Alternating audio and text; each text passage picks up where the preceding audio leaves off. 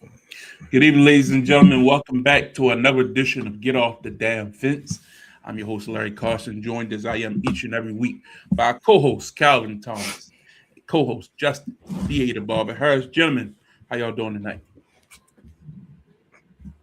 All right. March Madness evening, so yeah.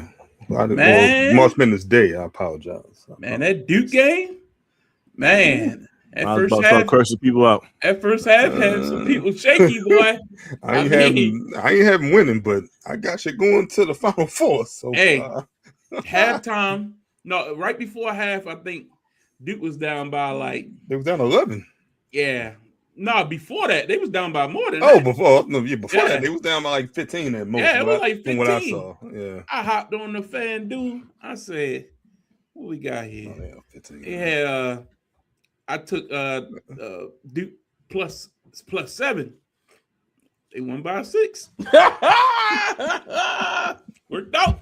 You thought they was gonna lose? I knew Duke was going to win, but they weren't going to win by more than 7. I just needed them to win by less, because there was a lot of points they had to make up at that point. I'm like, they're going to win. But you mean you had the other team plus 7? Yeah. Okay. But I was like, as long as they don't lose by more than 7, I'm good to go. They lost by 6. But anyway, any other games? I saw High Point got a big victory. Yeah, that was crazy. You know, they down there not far from my cousin down there by in Greensboro. Yeah, they in Greensboro, like right outside. Speaking of North Carolina, mm-hmm. They in a neck and neck joint with VCU right now. Oh yeah, I got them losing anyway. So they in overtime. Really? They lost. VCU not really like you know what I mean. North at this Carolina point, lost like 2 days regular team though. Yeah, VCU a regular team at this point. They're not even a real mid-major, nothing like that no more. They pretty much a legit tournament team every year. But that is something, you know what I mean. But I know I was watching some of that Howard game with Michigan. Yeah. That's what I was looking at. When they got within 4, I was paying attention. Now it's like 15. So I'm like, it was 10 a minute ago, so there's up to 15 now. Okay. I was happy for High Point though, because my cousin used to live in High Point. So when I went down there, it was like, okay, High Point, good win for them. Any other upsets today? That's the only thing I really saw. Any noteworthy? No. I mean, TCU beat Ohio State, but that was a 9 and 8. It was an 8-9, yeah. All right, so day one, March Madness is upon us. Basically chalk. Man, I was upset the other night though. Even though it's good UMBC? for Howard. Yeah, man, UMBC. They shouldn't have had to play each other in the first round.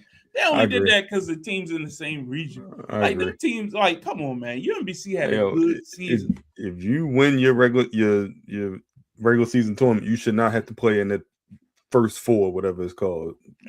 Yeah, tough, I know it's hard because then now you got to put like 2 5 seeds or something in there. But no, you shouldn't have to. But that game went down to the wire, man. It was good. It was a good game, but I mean, you don't feel like you in the tournament, in my opinion. That's my point. They won their conference tournament. That's why I missed the old. And then they lost Tuesday. Yeah, you didn't even really get to feel that Thursday magic of an upset on Thursday or Friday. I don't like that. Justin, you was gearing up to say something? Nah, I was actually looking at myself while y'all was talking. I'm sorry. I'm not gonna lie. That's what I was doing. That's what that was. I was like, okay, and make sure the light is good. You know what I'm saying? Yeah, that's what. All right. I apologize. Yeah, that's our tournament update. But we haven't given our picks, unfortunately. We are a day late, but we in there now. It is what it is. Who y'all have is your coming out your bracket? Let's just go overall for now. Who you got winning the whole thing, Calvin? I had Michigan. I'm pulling my bracket open as we speak. I had Michigan, Houston playing each other. You got Houston really going back? Yeah. I think they're gonna get bumped. They had that chance last year. They didn't get it done. I don't think so. But go ahead. Okay. Yeah. So that's I had Arizona, Michigan State my Final Four. That's my Final Four. But I had Michigan, Houston playing the Michigan winning. Michigan winning the whole thing. Yeah. Okay. Justin, who you got?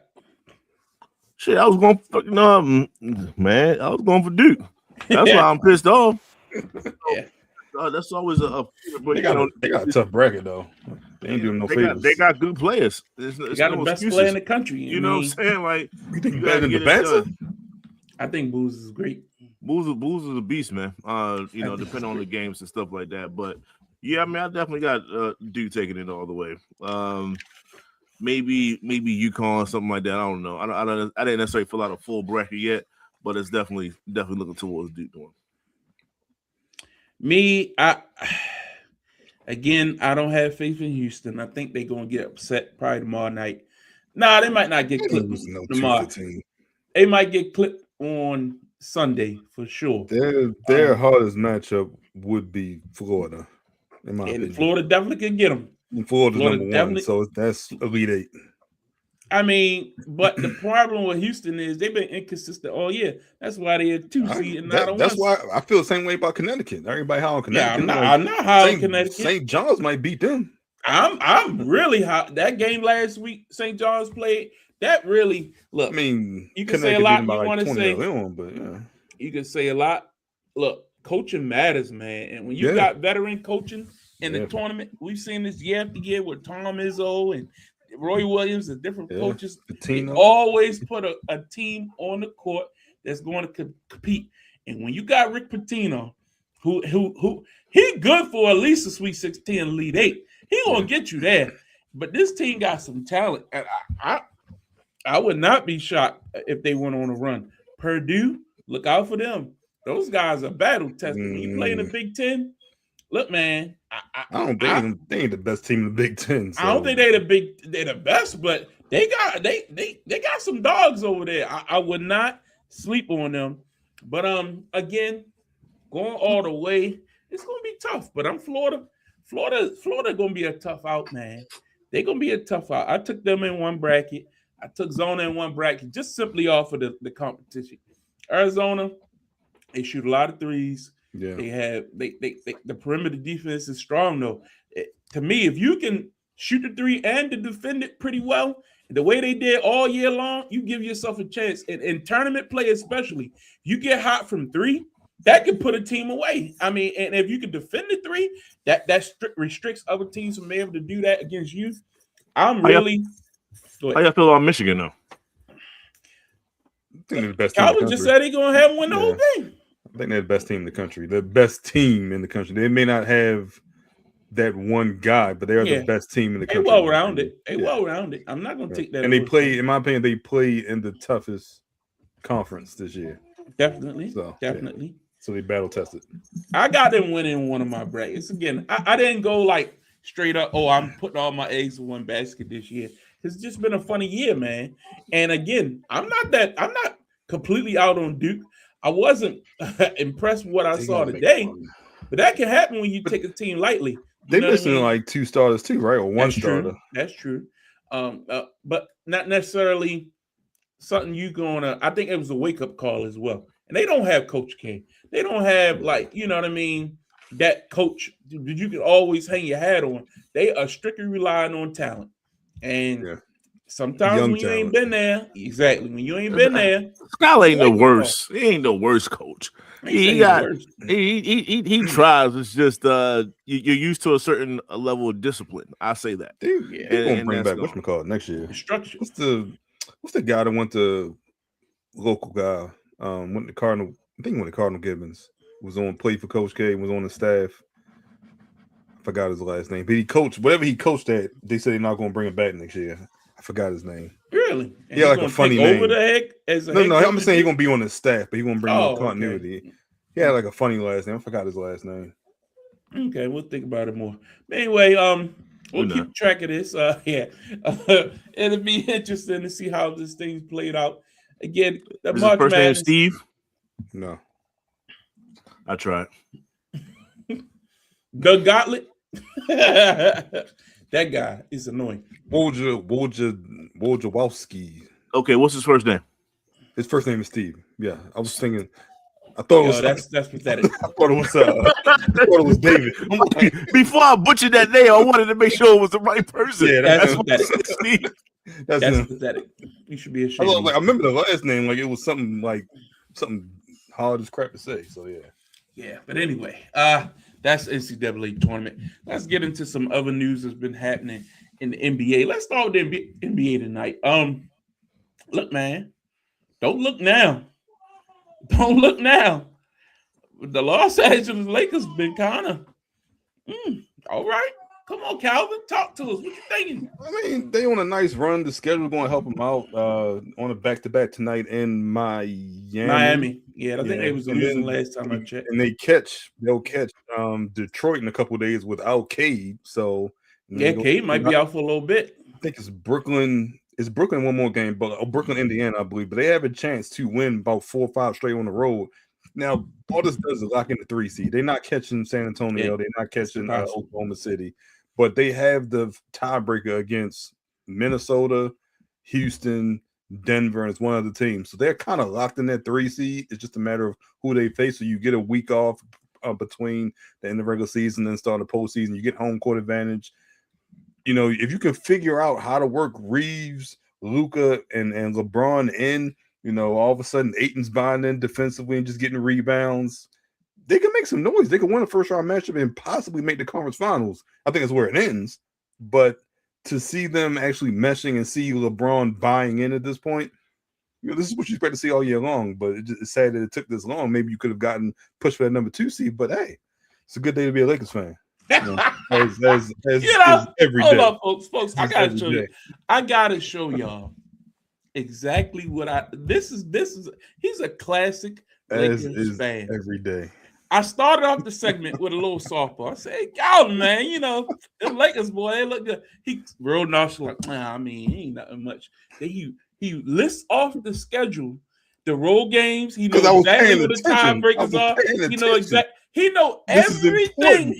Getting down to the end of the season. He added at the beginning like, "Oh, no big deal." I mean, they not for real. They can't even get the 2. The best they can do is 3. But they got tiebreak over this team. I'm giving you the They're going to beat this team. I'm telling you, they're going to run. They played this team without Cade. They played bruh, like just own it. You're excited. You're excited. I'm excited to be wearing purple and gold and not. They beat Denver in a 7-game series. Yes. Look! My boy took Denver before the year. They won 2 out of 3 against. They won 2 out of 3 against Denver. The Lakers got him. You know what I mean? We got him. Luka over Jokic. I'm calling it now. Yes. Hey boy, we ain't scared. Yo, you follow the 2 perfect teams. You're a Laker fan and you're a Dallas Cowboy fan. I'm not Yankees y'all fan. Live in how I ain't a Yankees fan though. Y'all live in delusion. But look, like, when I count my rings on both hands, you can do that. But that's what y'all do. Y'all live off the past. I agree. Justin, what's your thoughts on this Lakers team? We won more recently than the Knicks. That's true. Damn, Justin ain't open his mouth. He'll take the shots. I agree. That's true. I mean, you know, facts are facts. Y'all had generational talent. Like it is what it is. Not everybody can get Shaquille O'Neal and Kobe Bryant. You know what I'm saying? Not everybody can get a LeBron James. Not everybody can get a Magic Johnson or Kareem Abdul-Jabbar. I mean, Jerry West. Technically, y'all should win. Y'all probably should have won more. To be honest with you, if you really want to talk about it, you really should have won more. But talk about Detroit. I understand that. So when it comes to the Lakers, you know, it's just they hot right now. I just don't think it's going to last. The last 10 games they 9-1. You know, it's just that defense thing, you know, and I think it's going to creep back up in the playoffs. You know, it's just a revolving door when it comes to whoever Luka's guarding. So they just drive right by him. So yeah, he can give you 40 points. That's great. But because he can't control the drive, he's giving up 60 in a sense. Driving kicks, driving pull-ups, driving everything like that. So is that not happening? Wait. Let me respond to that. Is that not happening? In the last 10 games, they are the number 3 ranked offense. And guess what they rank defensively? Top 10, 7 to be exact. In the last 10, so we're trending in the right direction. Who have y'all played? That doesn't matter. We just beat Houston twice. We beat Houston twice. We beat Denver. We beat Denver once.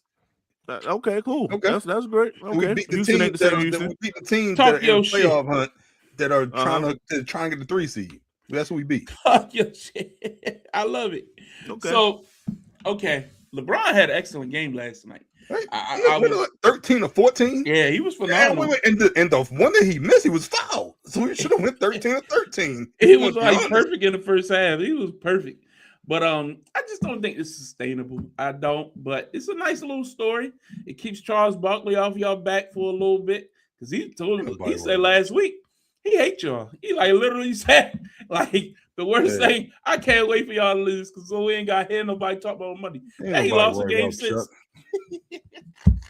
I think Chuck is bad for basketball. He's really not good for the game, but it is what it is. What are your thoughts on the New York Knicks, Justin? Give us an update. Battling some ticky-tack injuries right now, trying to get healthy. The most important thing right now for the Knicks is the fact that Kate Cunningham is hurt, and we're going to ride this out and see how long this takes. Because Detroit was the only other team that I was looking at side-eye, to be honest with you. So if you're telling me that Cade Cunningham is not going to be able to go for the playoffs or whatever, or whatever happens with that, and first and foremost, he had collapsed lungs, so that's nothing to even sneeze at. Yeah, it ain't like it's a bone bruise or anything like that. It's a collapsed lung is serious. Pardon me, did Wemby have something similar? Well, he had blood clots last year. He had like blood clot. Okay, all right. I couldn't remember what it was. Yeah. Okay, I think Kate got that from diving after a ball or something like that in DC. Something didn't land right or something. So, there's other players that had it, and they just, it's like 2 weeks, and then it's like, okay, we'll see where we at after 2 weeks. So shout out to the fact that hopefully he's healthy for the long haul. Yeah. For the short haul, hope he don't make it back to the playoffs. That's what I hope. You know what I'm saying? How kind of you. And you got Boston's of the world and things like that. So it's like, we're gearing for the last 2 weeks of the season. That's just what it is. And Jalen has been hurt for a little bit, but like I said, it's very minor. But at this point, if it's minor, you're sitting out. There's no need to risk anything. We're firmly in the top 4. I don't think we're gonna get outside the top 4. Like I said, still trying to get some little bit of chemistry issues out. It's a little late in the season, but Jordan Clarkson, he was a no-show for a while because he's just getting DNPs. Now he's starting to play a little bit more. Josh Hart had a phenomenal game a game ago, but unfortunately he's hurt, so he had to sit out. So it's just like you just got to battle through the rigors of the season, and we're seeing the finish line, and then we got a top 4 seed, so we okay. It ain't the best, but it definitely ain't the worst seed. What y'all think about the Boston Celtics? Give us an update. Tatum's been back now, 2 weeks? They've been managing his minutes a little pretty well. What's your thoughts overall? Calvin, I'll start with you.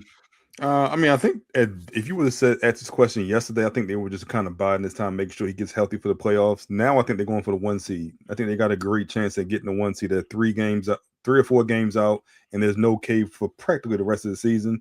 So I think they may push the team a little bit hard, not necessarily Tatum, but prior to this, I thought they were just trying to get him in shape, get him ready for the playoffs, get him ready for that intensity and the rate to up his minutes a little bit. But now I think they're going for the 1 seed. What you think, Justin? The last 10 games, they just beat the team they were supposed to beat. I guess maybe other than Cleveland, they definitely beat Cleveland, but they could have probably should have lost. But they lost to OKC, they lost to the Spurs. They beat the Warriors, which they're garbage now. Phoenix hasn't been the same Phoenix. They beat Washington. You know what I'm saying? They beat Dallas, lost to Charlotte, beat Milwaukee. Milwaukee ain't the same. And Philly's just an injury team playing. Yeah. So they're beating the team they're supposed to beat. So I can't give you a full diagnosis of what's going on with this team yet. They look good enough, but when they went against OKC, when they went against the Spurs, they caught L's. And it was to be fair, Jaylen Brown got tossed after like a couple minutes. It wasn't like you got the full taste of what that Boston lineup could be. But I get what you're saying. So so they'll work their way around, and we'll see what the playoff will do for Jason Tatum. He's just he's pretty much still playing 5-on-5 like it is in practice. They toughen him up some, but this is still an NBA, right? It's still not that they're not putting him on his ass.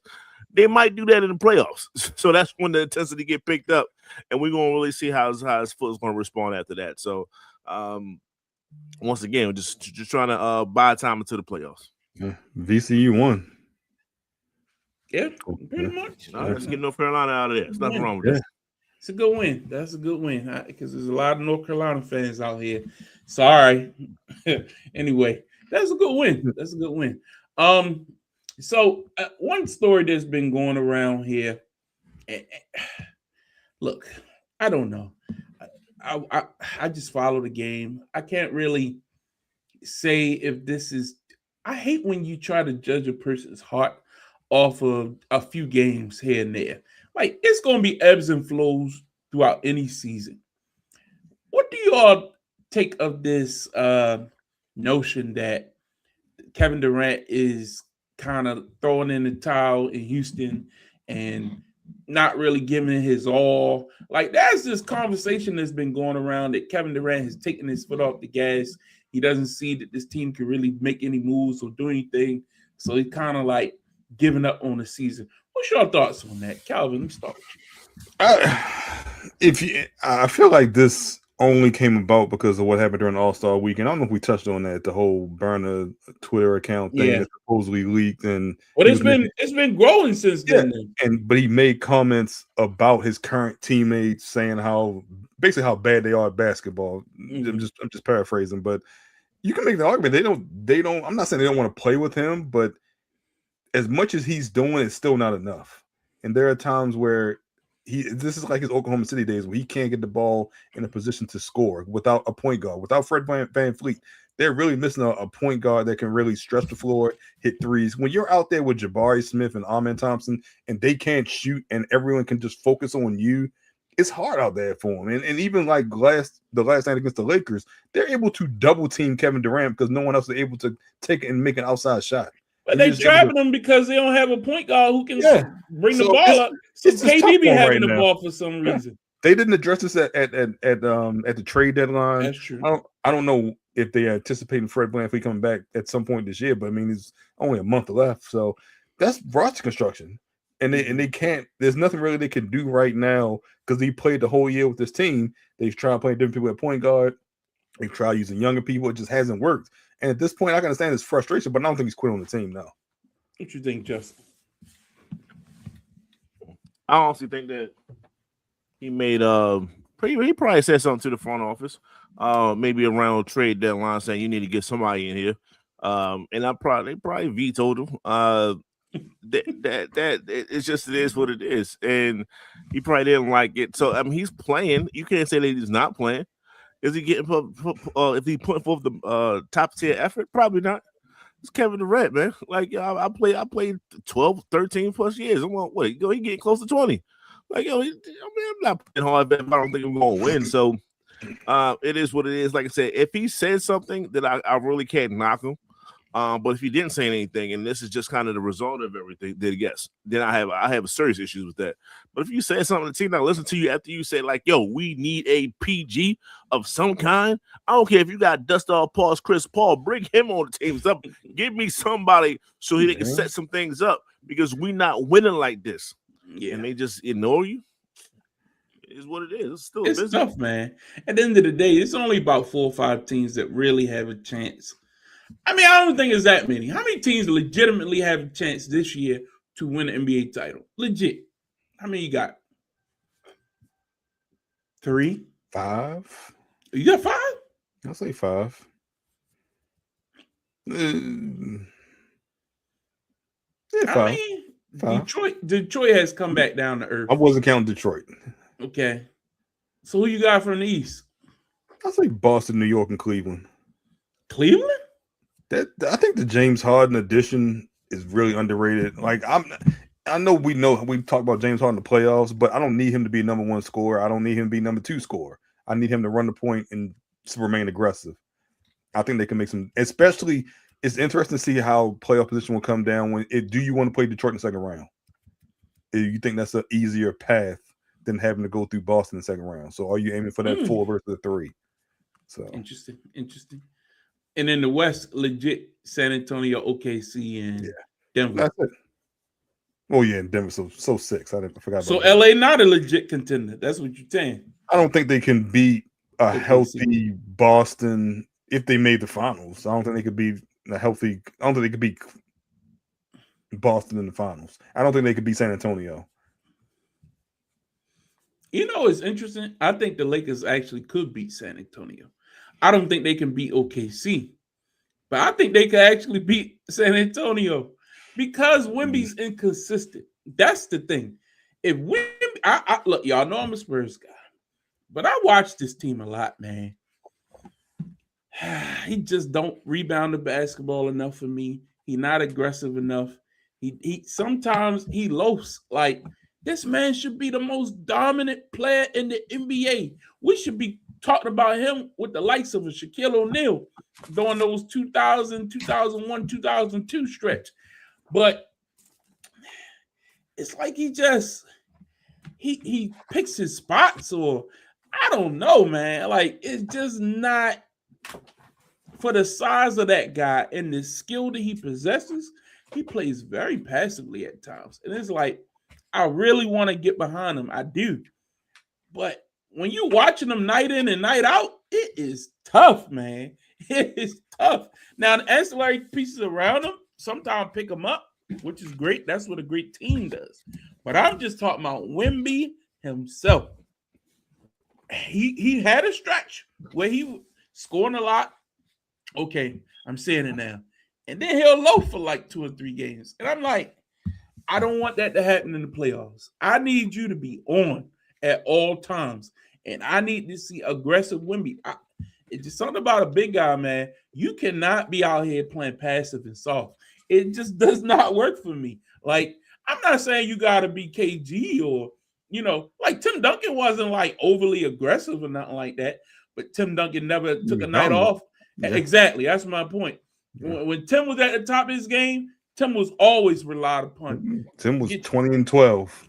If not more. That's what I mean. Like when you didn't need it, it was 20 and 12. When you needed it, it was what? Yeah, 28. You know what I mean? Like, I need that from Wemby. I know he's young, but just watching him night in and night out, I need more. Justin, I know that's your boy.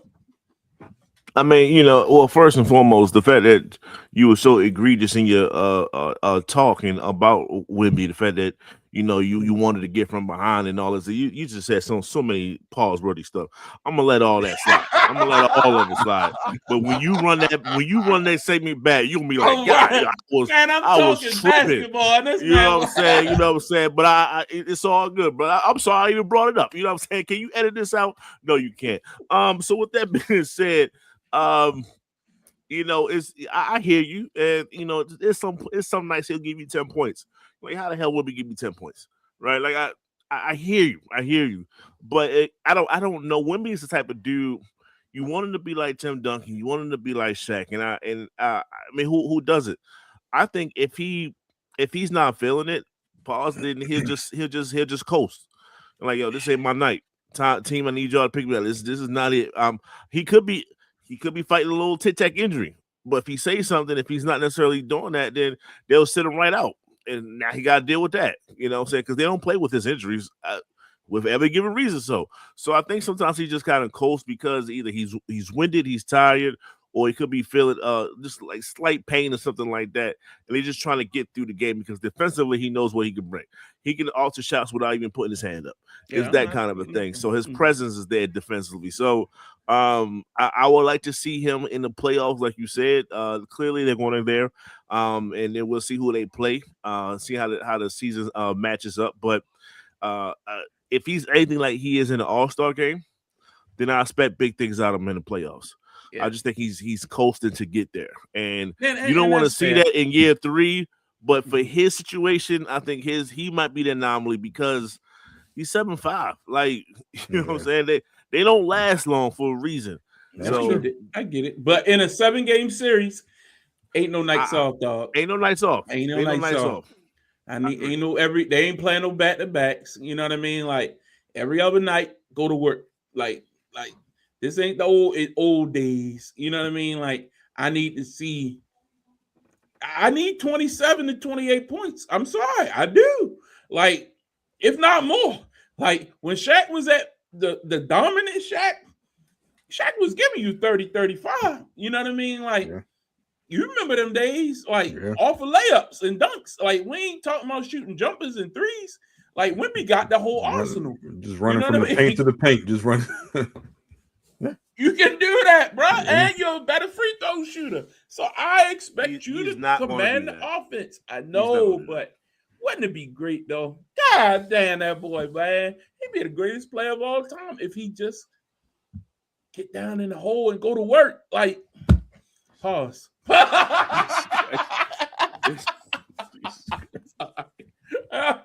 Yeah, I heard it that time. All right, let's keep it moving. Let's move to the NFL. Oh, man, a lot has happened over this past week. Man, it's like football never stops, right? Like, bruh, Calvin, I got to talk to you, man. I got to talk to you.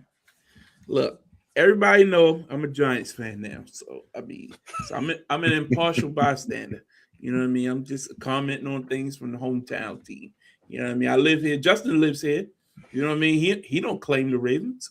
Why can't I do it? You know what I mean? I never did, sir. You well, 2 months ago was something different, sir. You claimed Brad Johnson, so it's a difference. Like at least Trent Dilfer won a Super Bowl. Damn. Brad Johnson won a Super Bowl. What are you talking about? Got a point. What are you talking about? What the hell that meant? What you mean?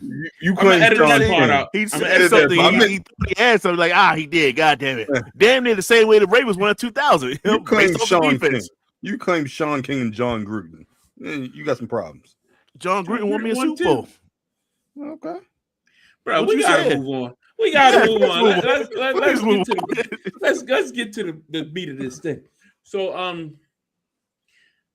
Max Crosby went on a podcast this week, and y'all did him dirty, yo. Talk about it. He told the truth. I believe every word he said out of his mouth. I don't doubt nothing he said. This man was on crutches a week prior. Y'all didn't even fly in private. Like, let me ask you this question. Y'all put him on Southwest. Wait. No, he ain't going on Southwest. Come on, dog. The man said he had to drive an hour to the harbor. He said he flew in the DCA. That's why. He went with the DC because only Southwest they never had a direct to BWI. Rent out a private plane and take them. We talked about it. I agree with that. He said it was 2 hours of travel after sitting for 5 hours. So he was on the trip for 5 hours. He got here rush hour? Because he said he got to the hotel like 8. I'm like, bro, so you got here at 6 o'clock and then you decided to drive through DC and rush hour traffic? Okay, his decision. That's what they told him. No, I'm not saying that, but I'm just saying that makes sense. Like, why not fly him in it? Like, why not fly him private? Put him on the red eye. Like, you know what I mean? Like, what are we doing? I don't know. It didn't make sense at all. I'm like, so y'all waited 2 days, and this is the best travel arrangements you got?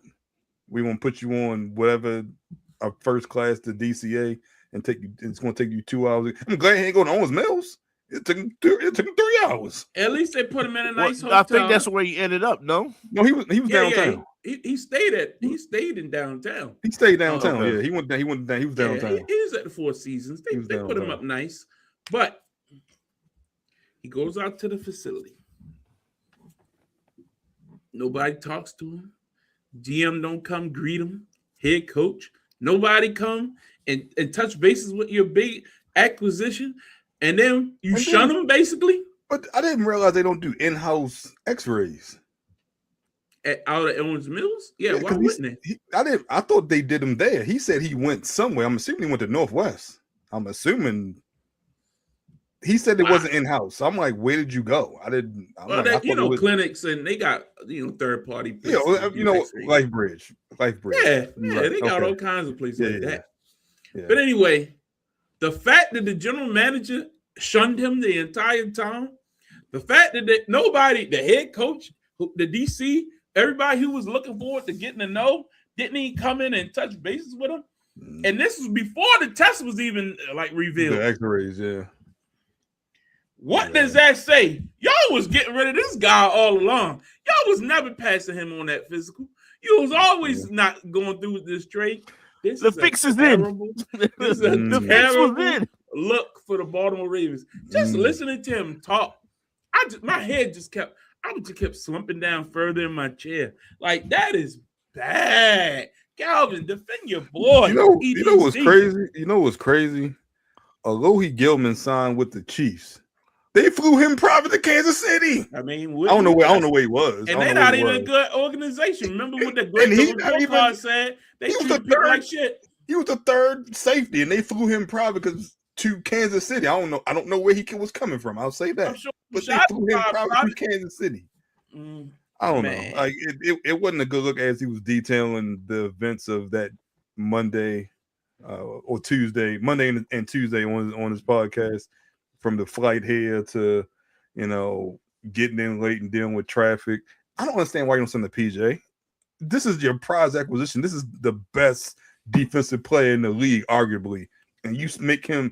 I don't first class, okay, but he couldn't have a PJ to fly directly into the city or Martin State Airport and have it be a closer drive downtown. That doesn't make sense. That's what I said. Like that doesn't make sense. And Bashotti has one, and in the 2 days it took for the trade to be announced to that day, it could have made it from Florida to Vegas. I'm pretty sure of that. But from that to coming in and not meeting with the DeCosta or Mentor when he got there, and I don't know who he was talking to. Did he talk to Weaver? I don't know who he was there talking to. But you also know the Ravens didn't release any pictures. You know how they always taking pictures for social media with the players coming in. They had no intention of signing them. They did a Triple H show. They did a Triple H. He ain't talked to Drew. You ain't see no picture of him and Drew. The whole championship ring. Oh, yo, that's terrible, yo. Oh no. It ain't a good look. It ain't a good look. So it's not a good look, man. And look, it gives you the impression that they was backing out before he even got there. Like, exactly. bro, and look, like EDC said, I'm not disagreeing with him. His phone won't stop ringing from teams, trying to make trades or any acquisition. Fine, but players look at this type of stuff.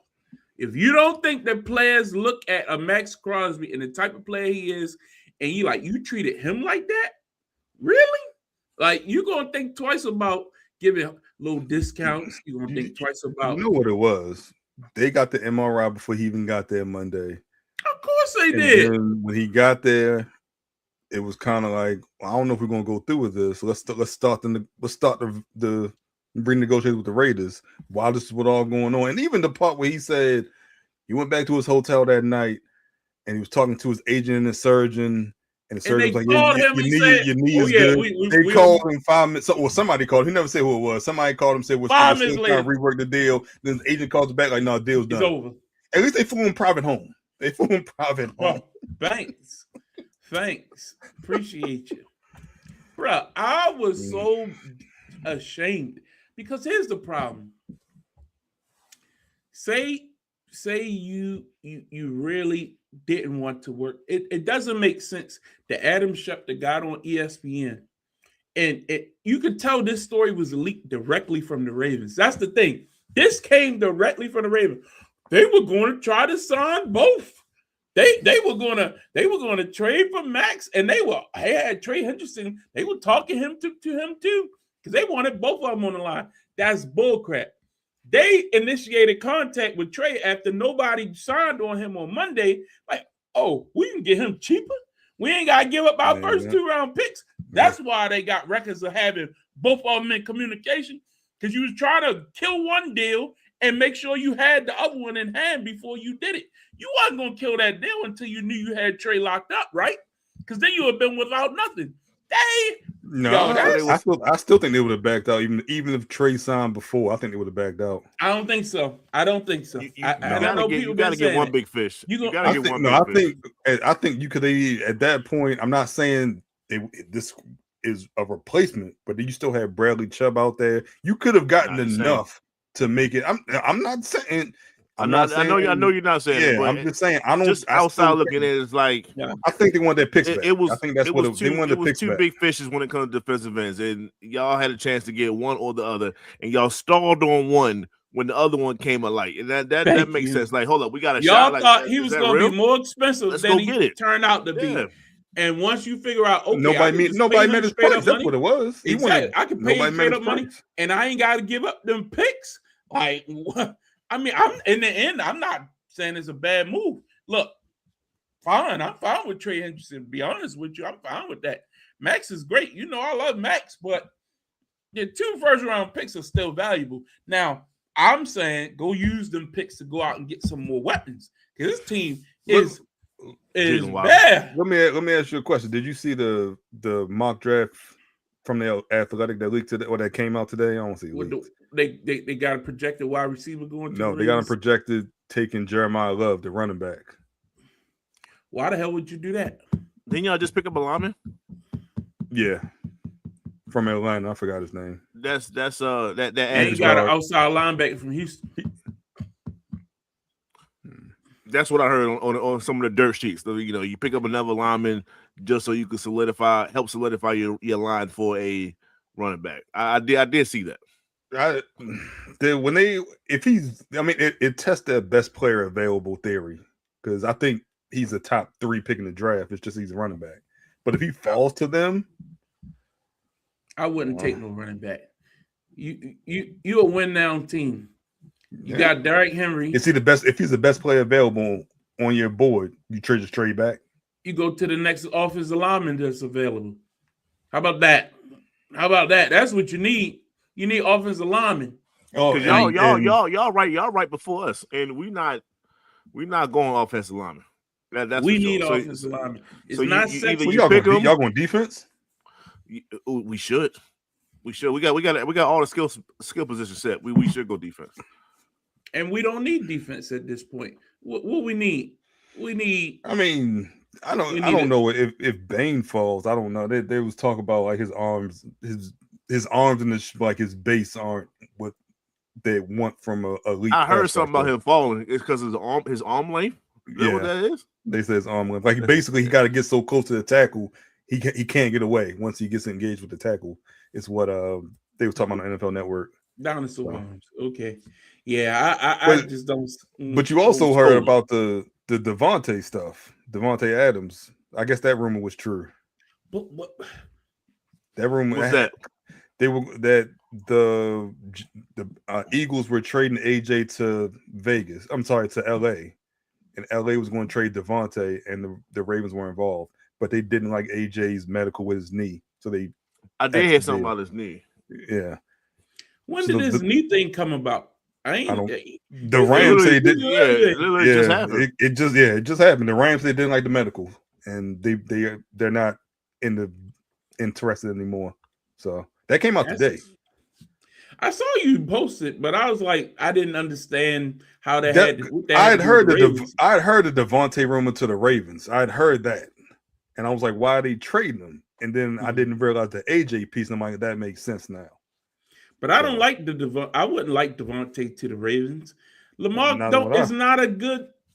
He's a goal line. He's just a big body now. He can't run past anybody. Like you That's my point. Yeah, we saw what happened last year. As I told you, I had a conversation with somebody with the Ravens. He's not a good 50-50 ball thrower. Like, what good is that? Like, when he forces, that's when the interceptions come. Yeah. Like, no, he needs some guys who can get open, get the ball in their hands. I would even go after Debo. He gonna be cheap. You know what I mean? Throw him in there as a third or fourth receiver. I like because that takes Zay out of doing all these gadget reverses and stuff. Yeah, I like that. Ain't nobody jumping on Debo. You know what I mean? Like he out there on the scrap heap.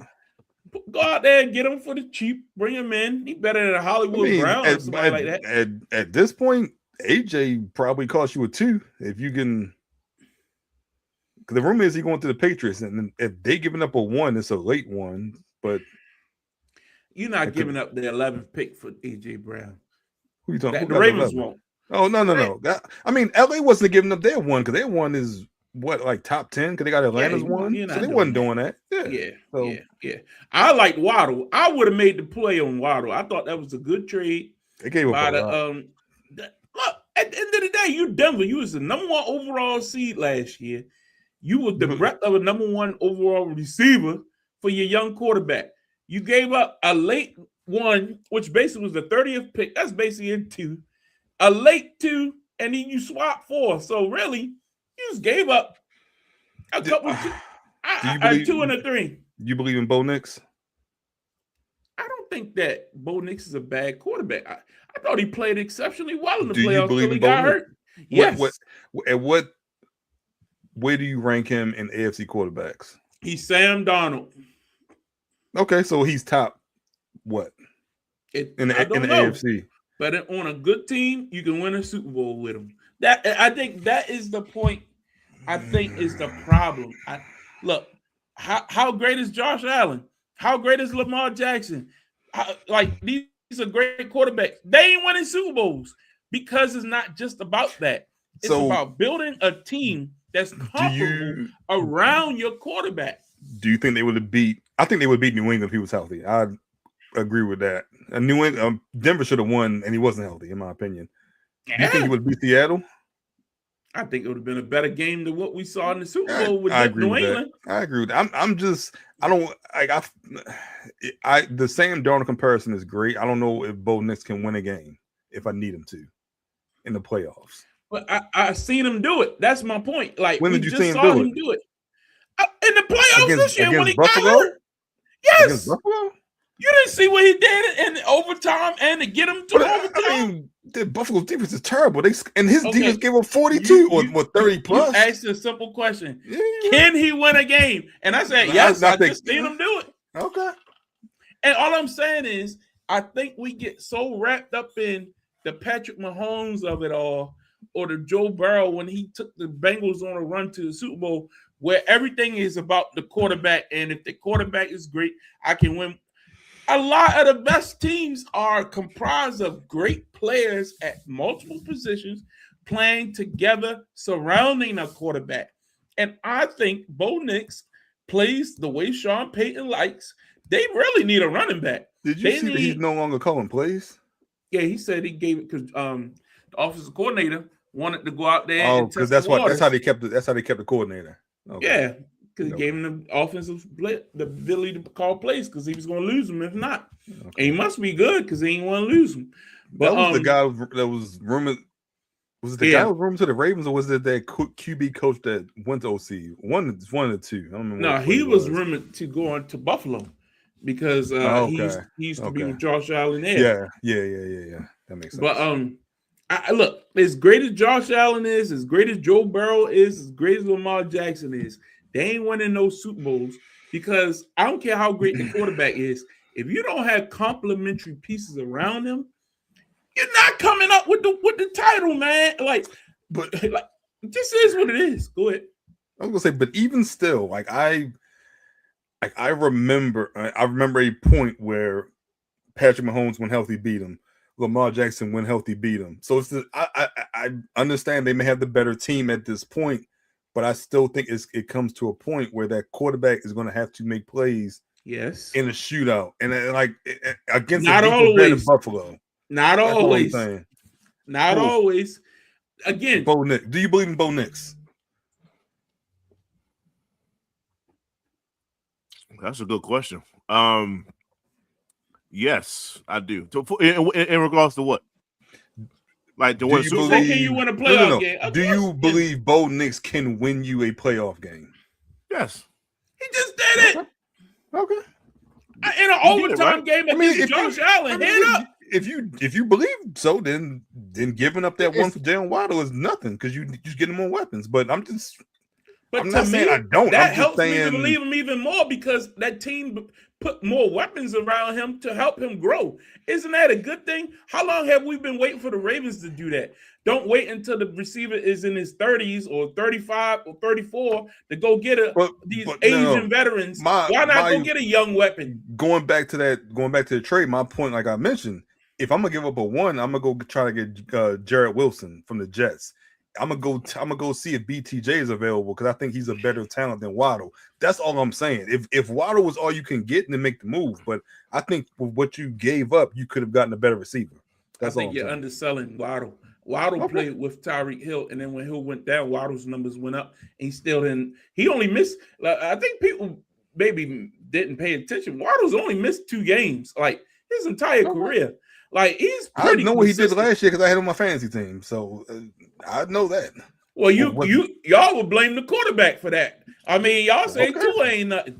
I'm saying. So now you got a chance to prove me wrong. In an offense they got some other receivers who are just guys to me. You know what I mean? But I think Waddle can help that offense go to the next the one level. that can take the 5-yard out and take it to the house. Like he's he can run every route that helps them. So and he can go deep.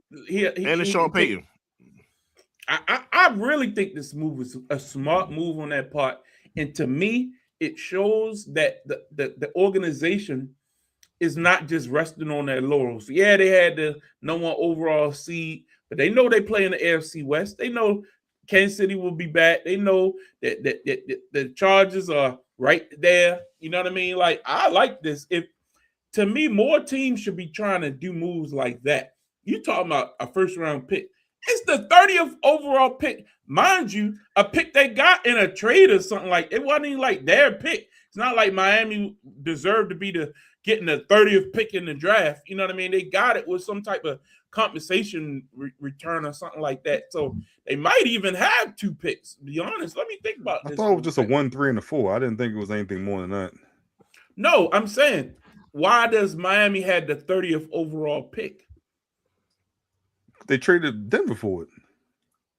That's what I'm saying. They gave it to Denver. And they got it from Denver, is what I'm saying. They got it from Denver. Yeah. Denver gave up. Do they have their own pick? Is that what you're saying? That makes sense. I wasn't thinking through. But anyway, Denver was picking 30th because they was the best in the AFC. But again, it's the 30th pick. You know what I mean? Like I just don't think it's that big a deal. Denver trying to win a Super Bowl. And this, to me, is a good signal. I wish the Ravens would make a move like this. When's the last time the Ravens went out and got a young receiver that was like still in his prime and said, hey, Lamar, let's get you a weapon that can improve the team. They losing offensive weapons. I'm talking about in a trade. Like, make a move, EDC. I'm back to you again. Like what are we doing here? Are you trading for AJ? You trading for AJ Brown? AJ Brown don't fit that criteria to me. AJ Brown is in his 30s now, ain't he? How old is AJ Brown? He's 28, 29. Okay. His next contract will be his last contract at the rate. I agree with that.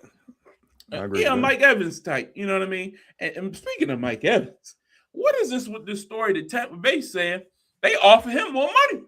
And he went to San Francisco. So he just didn't want to be there at all. He wanted another challenge. And he picked San Francisco. So I respect it. And honestly, that was the first offer.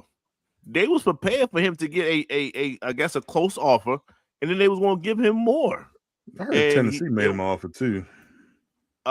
He don't think Tennessee is a playoff team. Yeah. I mean, I heard they made him. They don't. Yeah. There was more money from what I heard, but yeah.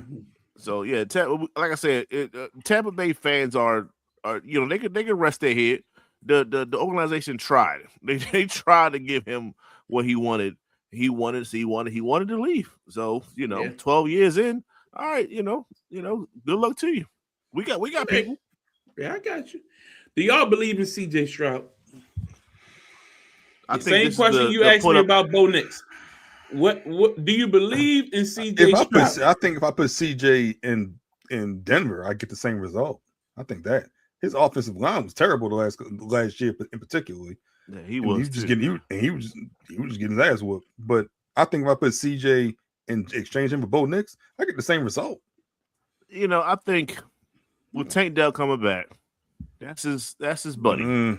I mean, he's doing the route running and stuff like that. He looks good. I saw a video of him not too long ago. I think he plays better, but this is it for him. I'll say that. As in, either you make it here in Houston or you might need to be relocated somewhere else. And then now you got to go through I got to prove myself in the next spot, and you might become a little bit of a journeyman. So he's at that point right now. Bro, I'm sorry. If I'm Houston, it was some quarterbacks out there this year. I might would have took a fly on him. If Minnesota can go out and get a collar, I might have been in that running. Because, look, man, he got a #1 receiver, a legit #1 receiver. We all can look at that and say, nah, he got a #1 receiver. Had some injury issues, but the quarterback had some injury issues. When Davis Mills was in there, Yeah. Be honest. The team looked good. And he got one of the best defenses in the league. You cannot squander that. Look, D'Amico, I love you, Brad. I'm always rooting for black coaches. I know you want to stay loyal to the black quarterback because that's a great story. Black head coach, black quarterback. Let's go all the way, baby. Played for the team and everything. Bruh, you got a small window where you got Danielle Hunter and these dogs that's coming off the line, ripping people's heads off. You better not let this guy be the reason why y'all don't go far. I'm sorry, man. This team is too good. That playoff game was on a platter against New England. Absolutely on a silver platter. And CJ couldn't complete a pass 10 yards down the field, man. I'm sorry, man. Like, we talking about Bo Nix. No, we need to talk about CJ Stroud and the opportunity he got in that division with Jacksonville, Tennessee, and the Colts. Like, come on, man. It's a layup. I'm sorry, man. CJ, you on the clock. It's not. There you go. He on the hot seat. Go on the clock. There you go. That's it. What y'all think about Kyler signing with Minnesota? This is an upgrade. You Definitely. start I him? mean, yes. I don't think that's a hard question. Yes. Are you done? I want to wait till you finish. Yeah, go ahead. Okay. One, that was the only team he can go to actually be successful, right? Overall, when it comes to wide receiver, tight end, like weapons. Got everything. Two, will he start? If he reads the playbook, if he studies the playbook. I don't even think he can do that just off of pure athletic talent. Well, you can start off of just pure athletic talent. If JJ take this off season right and comes back next season, guns are blazing, he got to work. Why didn't he do that last year? Why didn't he do that last year? He sat behind Kirk Cousins for a whole year. So the mental and studying aspect of the game, it's the same offense, same head coach. But my point is, it looked like he was new to that offense. He had been there a whole year, same head coach, same QB coach, same offense. So he should have been ready for the offense. I'm not saying he couldn't have played bad or played like a rookie, but he just looked like he was missing reads left and right early on. And then when he didn't know the protections as well, that shouldn't happen if you've been there a whole year. I'm not saying you're not going to be rusty playing, but he just like he was unprepared to play. It's going to be two things. Either he's going to look the part or he's going to look like how he looked. In my opinion, I think it's either or for him. We're going to find out during the preseason. Kyler, like you said, Kyler is good enough to barely get through the playbook, improvise enough, and there go Justin Jefferson over there, throw it to him. Right? That's Kyler. Okay. All right. That should have been McCarthy. I'm just saying, if JJ is way more accurate and shows more signs of what he did in college, being the fact that he now has a season under his belt. We gotta see where he at. We gotta see how a rookie pretty much. He could have been sitting for 2 years.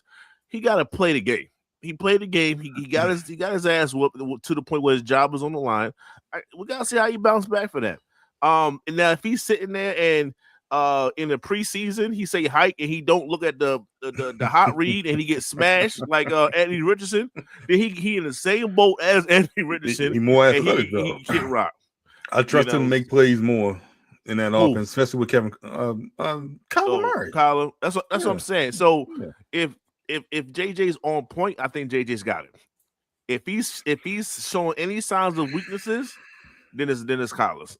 So you think if everything is equal, JJ McCarthy should start over Kyler Murray? If he comes out being an accurate quarterback and putting the ball where it's supposed to be and everything like that, then you just got a cheap backup. I mean, we saw Kyler with almost top tier DeAndre Hopkins, so we know we can do it. We also saw Jacoby Brissett run an offense better than what Kyler did. Okay, and we saw made a receiver out of Michael Wilson. We saw Jacoby Brissett play better than JJ McCarthy. Like, we're acting like Kirk Cousins had his team 500. They go with JJ McCarthy 1 year, and they are the worst QB situation. The caveat situation is the fact that he was a rookie. He was a rookie. Okay. But my point is, he should have been more prepared as a rookie. But look, they have the worst quarterback situation in that division. You can say that about a lot of rookies. That's all I'm saying. Why y'all stop? So y'all saw me doing this.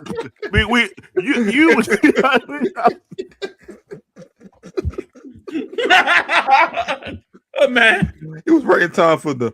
I ain't no dinner yet, man. It's been a long day. Why'd you come back if you wasn't finished? You was gone. We was gone. We were back and forth. We said the same thing about 4 times. That's what it got down to. We repeated the same thing like 2 to 3 times. You came back. I was like, all right, we can't start no more. It's called. You should have came back. You should have came back. Anyway, hit it with the. Right, that was good.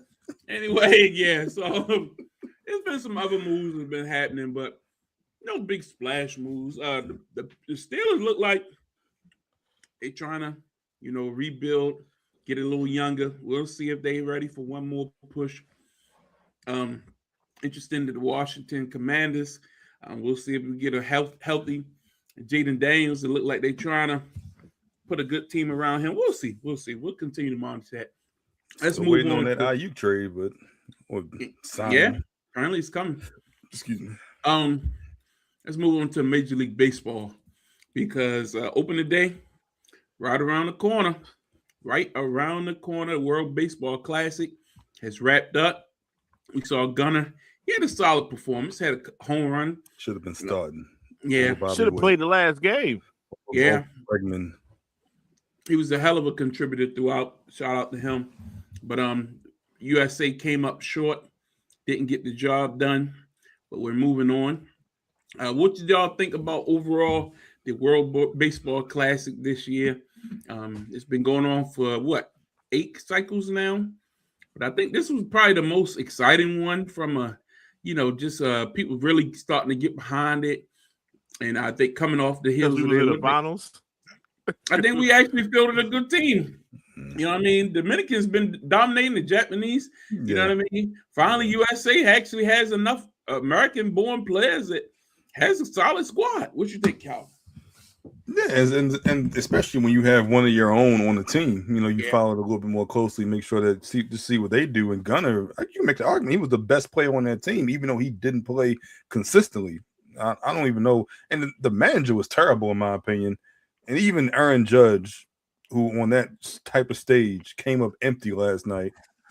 Not going to blame him completely, but bruh, show up. Show up and at least help your team. Bryce Hart was still out there putting up numbers, but it was good to see Gunnar out there, and hopefully, in a couple of years, you see Rushman out there as well. Maybe you see Basayo playing for the Dominican team. So it's just good to follow your players, and when they're involved, I think everyone else was a little bit more involved than just watching the WBC. Justin, I think we got a problem, and that's the Baltimore Orioles. You should have worked out a deal with Gunnar before this performance.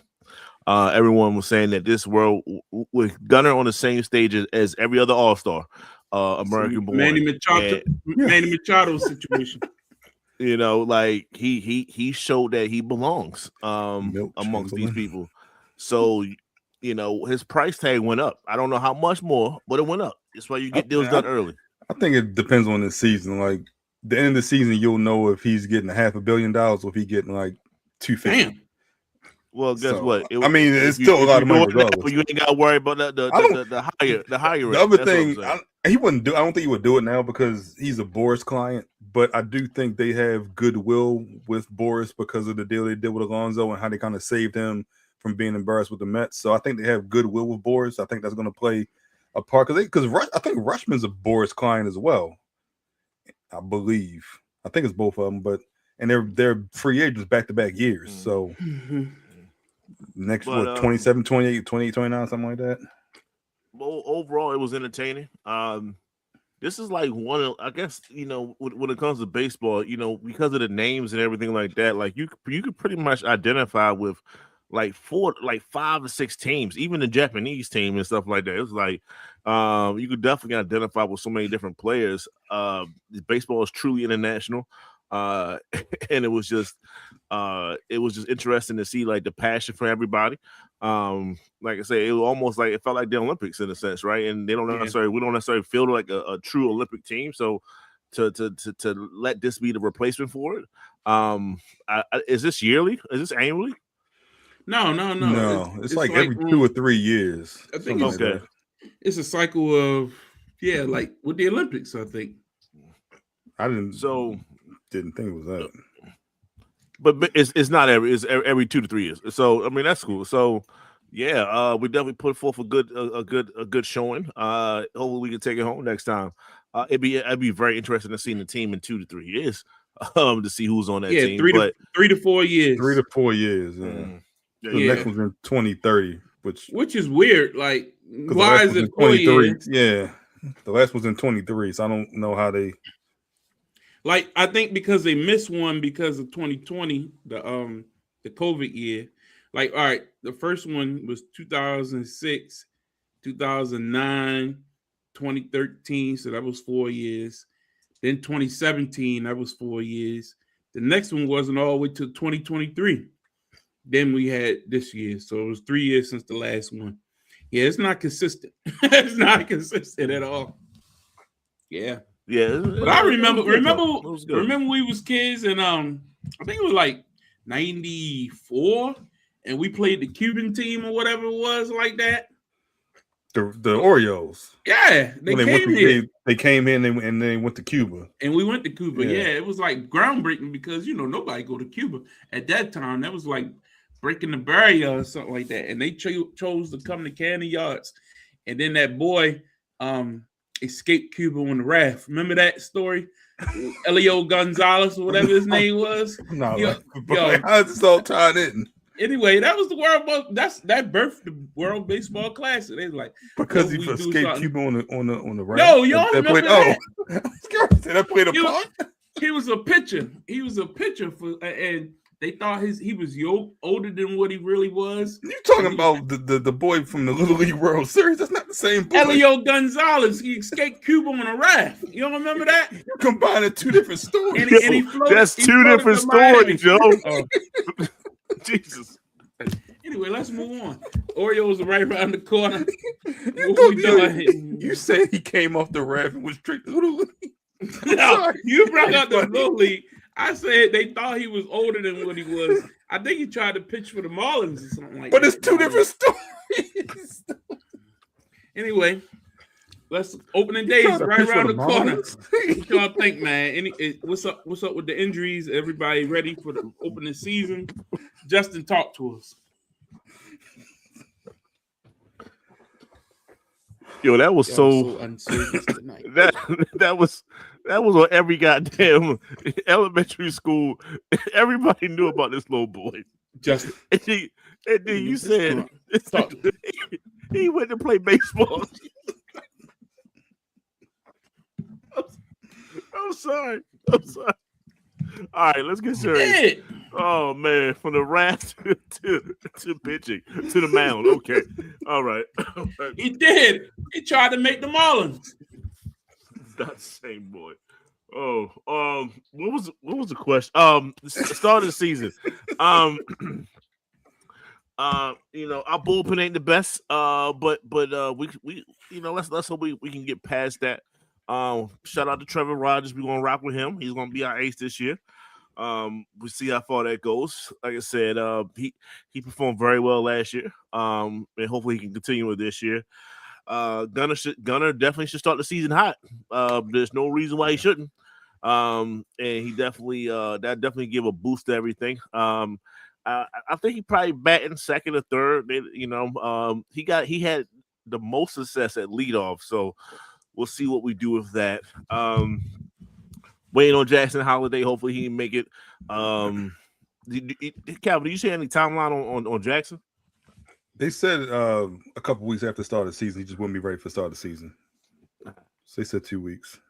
All right. And Westburg is still Westburg. That's middle of the season, I guess. I don't know.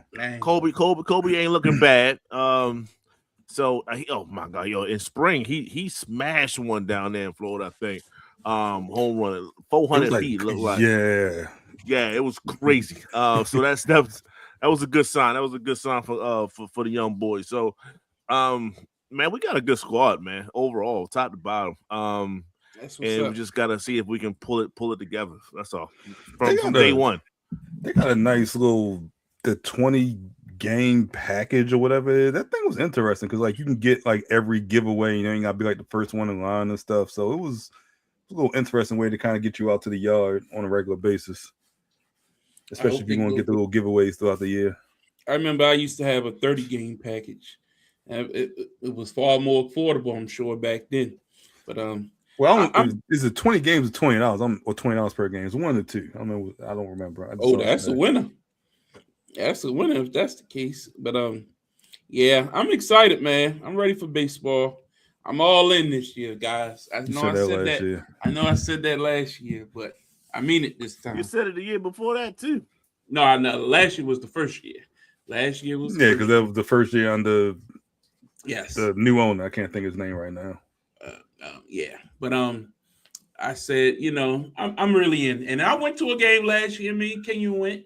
We sat up there and we had a grand old time. But so you going to a couple games this year then?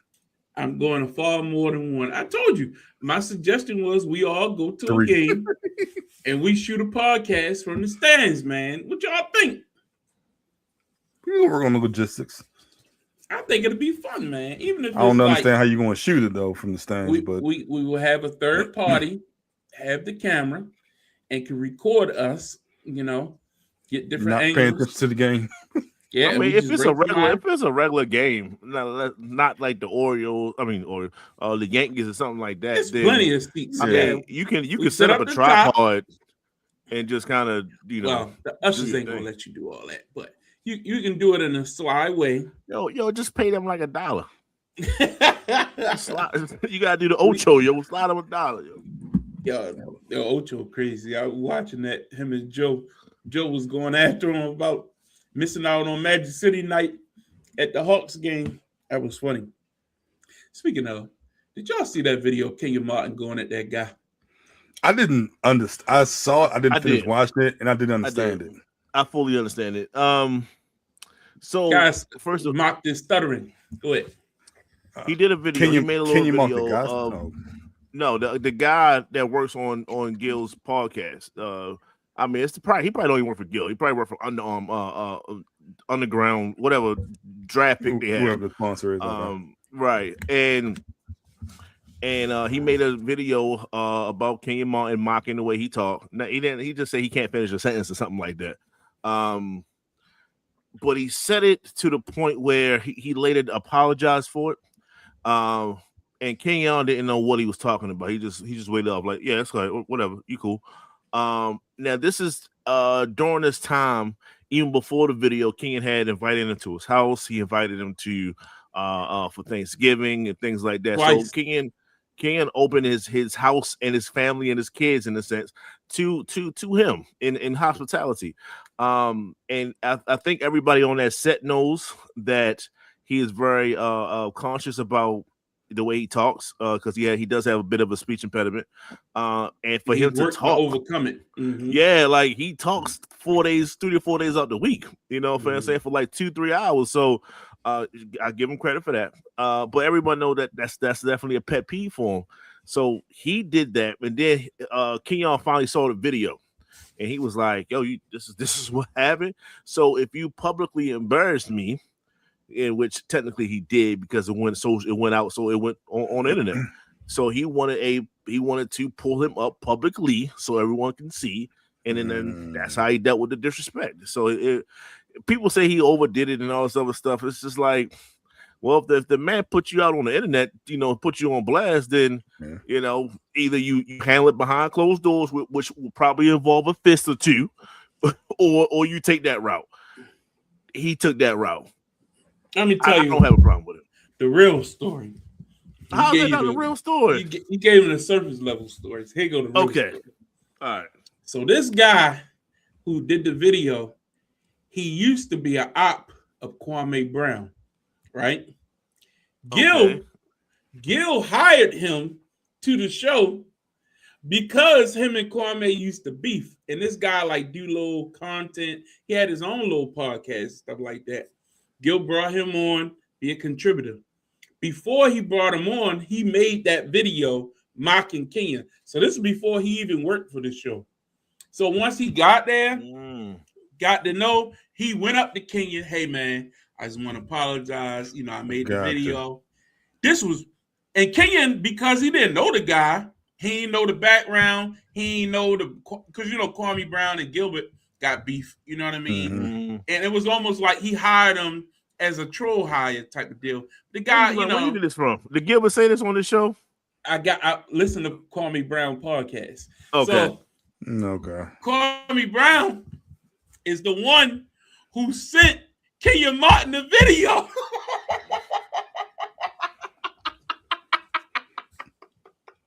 It was bragging about it the other night. Yeah, I figured he'd see it.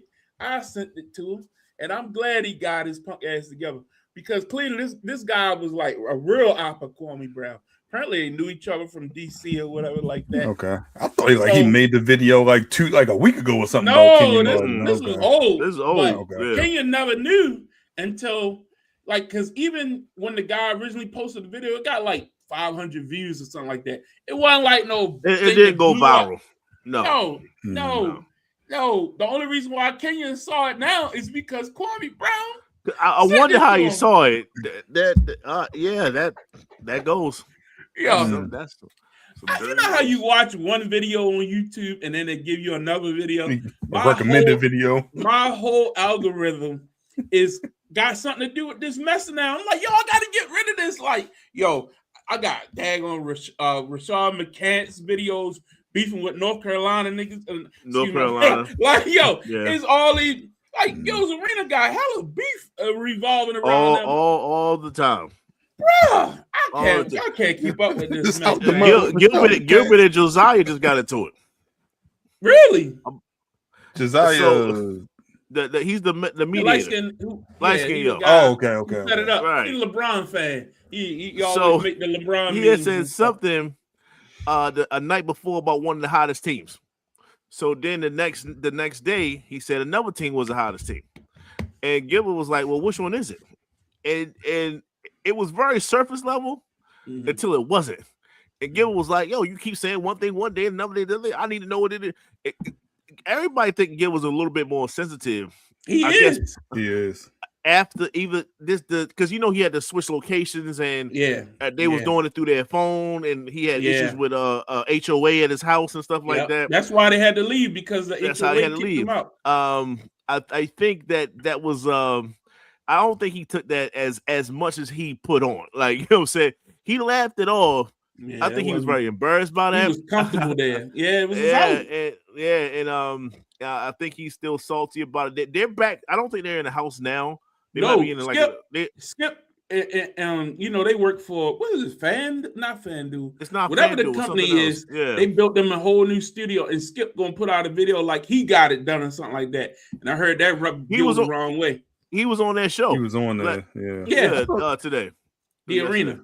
Yeah, they was on there. I thought it was Skip like feel like it's his he underdog. Underdog. Yeah. Because before it was at Gil's house, it was his Gil's house in his basement or whatever. He got the sponsorship and all that kind of stuff. But now that they moved into this like new studio, Skip feel like it's our thing. You know what I mean? So I don't know, Gil. Gil, man, Gil. But I can't stand Rashad McCants. I would watch him more. No, I can't. I cannot stand that guy, man. What's wrong with the Undertaker?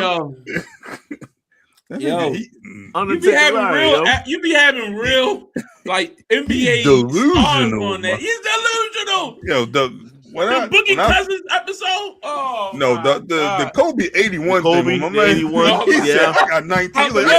Yeah, that was yo. He was saying, who was that? Who was that? Tony Allen. He said, what record or whatever. He said, was it Tony Allen? No, it was. No, not Tony Allen. It was another little guy. I believe it was Tony Allen. It might have been. It was 3 guys on there, but they had their own podcast. What record? And he was like, Kobe's 81. He was like, Yo, what wrapped it up. 81? Yo, wrap He the was show like, up. Kobe. Like, All right, that's it. Gotta go. Yo, but I can't stand it. It is Tony. I don't think about Zach Randolph. It's Tony Allen. Zach Randolph on there too. Yeah. But nah, man, he just be saying the dumbest stuff. And then he always want to go back to North Carolina. Everybody else talking about that NBA career and things that happen. NBA career. That's his highlight of his. That's his highlight. Yes, bro. Like I watched those North Carolina teams. You was good. I'm not saying you weren't. He was one of the team. You had Raymond Felton. You had like yo. It was Raymond Felton. It was Sean. Was it Sean May? Yeah, Sean May. Right? Yeah. And Marvin Williams. Marvin Williams off the bench. Yeah. Oh, they had a squad, like because they won a title that year. But he's saying that he the best one from that team, bruh. That's what what he he look at the said. draft class. I mean, that ain't saying. Go back and look at the draft class. I think he went like 15. Like they had like 3 or 4 people that went before him on his own team. They did. What are you talking about? No, it was only 2. It was only. Was it 3? I'm just saying. But Sean May went. Sean May would have. Sean May was like 1 or 2. No. Marvin Williams was 2. Marvin Williams went 2. And then look at that. Was that Bon Yanni? Your backup got number 2. How that make you look? They always say he was like it was because he was a freshman and all that stuff. But he gonna say, well, I could have came out my junior year, but I said I wanted to go top 5 in the draft, so I went back for 1 more year. And you went lower than what you were projected to go low, and you went lower than that. I didn't know he was projected to go top, whatever. No, he wasn't. That's the lie. He undersized 2 guard. He was never gonna. That was the lie he keep on. It was nothing dynamic about his game. He was good, but he wasn't dynamic. Then he was the 4th one on his team. Yeah. I said he was like 4 or 5. He was Name 4. him. Who Marvin Williams went 2. Number 2. Raymond Felton went 5. Sean May went 13. For the Bobcats. And Rashad McCants went 14. No, Sean May went to Charlotte. Raymond Felton was a solid player, man. Raymond Felton Raymond Felton and Sean May went to Charlotte. There we go. I was right there. Yeah. And they got stuck in Charlotte. You know what I mean? It is what it is. But I listened to that podcast with Raymond Felton, Darren Williams, and they was Charlie Wheeler with Nate.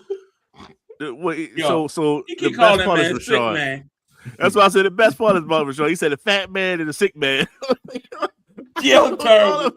I try not to laugh. It was funny. When Darren Williams and Raymond Felton was talking about how he skipped the pre-draft workout against, he's supposed to play somebody. He didn't want to play him in the pre-draft workout. I forgot who it was. He was ducking that smoke, and then he was like, and then he brought up to the Gills Arena. He's like, "Yo, do y'all know me to be a quitter or whatever like that?" He can't remember what he said. He was like, "No, you ain't no quitter." Until they've been calling Gilbert him a quitter was ever like, since, man. Yeah, you're a quitter. And Nick a troll. You know what I mean? Nick is a troll to Kenyon Martin more than anybody. Yo, he trolls the hell out of Kenyon. That is entertaining. I will say that, but I just cannot stand Rashad McCants. I cannot do it, man. Anyway, I'm sorry. That was a tangent, guys. We do watch. That definitely was a tangent. Shout out to Gills Arena. We talk like this in real life. Like through text. We on the podcast. Sorry, guys. We forgot. But let's move forward. Let's talk some pro wrestling maybe before we get out of here. Wow. It happened on Monday night. It happened. The setup, the delivery, the finish, the Mania match. Now, Justin, I know you didn't want this match. You were not excited for it. But then I looked on social media. You look pretty excited to me. You look pretty excited to me. So look, it was a lot of stuff going around, and you believe it if you don't want to believe it. But in terms of people didn't want to see Oba get smashed or squashed by Brock. That's what it was. So if you're telling me that either you're gonna do 50-50, one win, one now, the other one is guaranteed to win the other one, I'm okay with that. If you tell me Oba wins flat out, that's even better. But when I tell you the reason why, one of the main reasons why I made that video, shout out to King because he definitely told me you should make videos about Oba, is the fact that we're not going to get a moment like that. And I was trying to tell him that. And we're never going to see another moment of that nature. And why is that? Okay. Because we're not going to go through another 20 plus years of seeing one guy destroy all our black talent. The way Brock Lesnar did. Right? From the very start, from the Rocky You can Miami, only overcome once. You know what I'm saying? From Rocky all the way to Kofi, shot Bobby Lashley, just anybody. Like, he smashed them all. And for us to get this one moment where Brock looked like a goddamn luchador, the way he was just kind of wavering in the air. Brock likes him. And Brock came down. Yes, because he told him to put his foot on his chest and point at WrestleMania. So he's doing his part. So I'm shout out to Brock for doing your part. But damn it, you only got one beast that destroyed us for years, and he just got his upcoming. So I'll never get that moment again. I was definitely happy. I was definitely pumped. Great. Yeah. It was definitely a great moment. But it was a great moment. Like, it was unexpected as well. Especially, I thought they were pivoting towards Seth Brock, which I'm like, I don't know if I wanted. Which was to perfect. They did everything perfect. That was one of the best openings because it was the misdirect. Like, okay, so now you started to think Seth versus Brock. I'm okay with that. You started to rationalize it, right? In a sense, right? And then they said, one last turn. They got me. Yeah. They got me. Yeah. And the setup with Seth rolling out the ring, like, it was perfect setup. Like you said, if I hope Oba wins, or I hope it's at least a competitive match, and then we can go from there.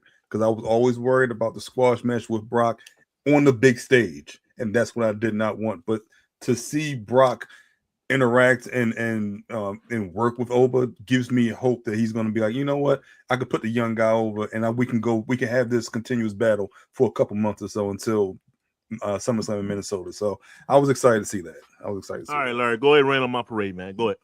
No, I loved it. I told you what was going to happen. You was the one all scared, and I said, they got a plan. People been telling me they ain't got no plan. That was the plan. That was the plan I heard in December. I heard that it was plan. For the Royal Rumble. Was the seasonal plan? Yes, that was it. The misdirect was the word about the LA Knight and stuff like that. But yes, the stare down at the Royal Rumble was the precursor for this. I mean, it was obvious, but again, I'm glad that some people, you had to leave some suspense in the air. Again, when we had discussion, I said they have plenty of matches that they have been building, but you just gotta look at it. Watch the TV. The signs are there. Injuries have deterred some of these things, like Brock Lesnar and Rey Mysterio and Gunther.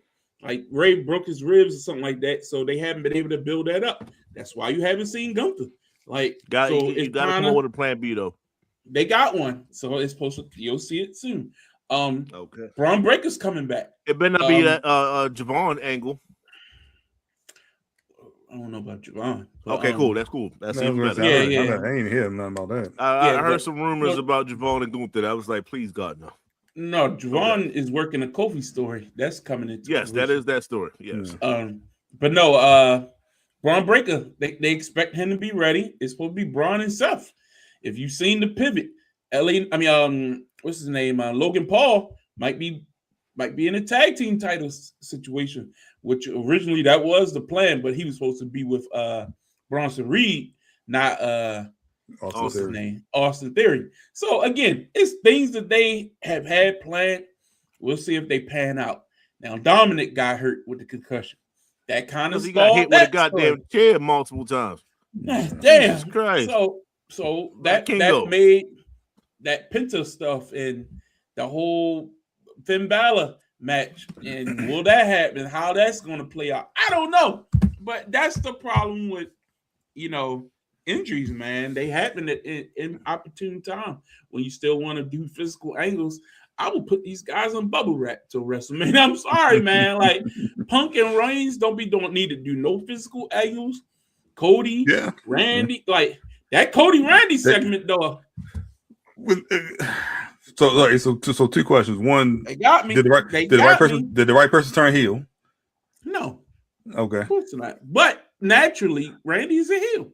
It is. That is true. That is true. Who's on the phone with Randy? I don't know. I have no clue. I thought it was father, but I'm like, why would it be? That's no impact. Kevin Owens? Cena went out. He wouldn't mention family. Kevin Owens.